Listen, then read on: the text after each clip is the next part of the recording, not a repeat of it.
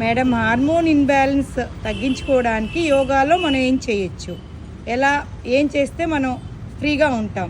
ఇవాళ రోజున 100 out of 80% of కంప్లైంట్స్కి main reason is imbalancing of hormones because of eating habits change చేసుకోవడమే కానివ్వండి, పడుకోవాల్సిన టైంలో లెగాల్సిన టైంలో పడుకోవడమే కానివ్వండి, ఇట్లాంటి నానా రకాల అలవాట్ల వల్ల వచ్చే రోగం అని చెప్పొచ్చు. ఇది దీనికల్లా ద ప్రణయామ ఆఫ్ అన్లో విలోమ్ ముందు చేయండమ్మా.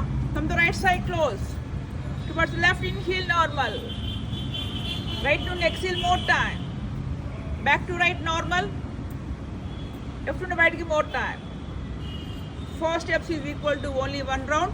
దీంతో పాటుగా పాజిటివ్ థింకింగ్ ఉండాలి, పెద్దవాళ్ళ సమక్షంలో పిల్లలు ఎక్కువ ఎదుగుతూ ఉండాలి, హై హీల్స్ వేసుకోవడం, టైట్ జీన్స్ వేసుకోవడం. ఈ టైట్ జీన్స్ వల్ల కూడా పీసీఓడి ప్రాబ్లమ్స్ కూడా వస్తున్నాయని చెప్తున్నారు. దయచేసి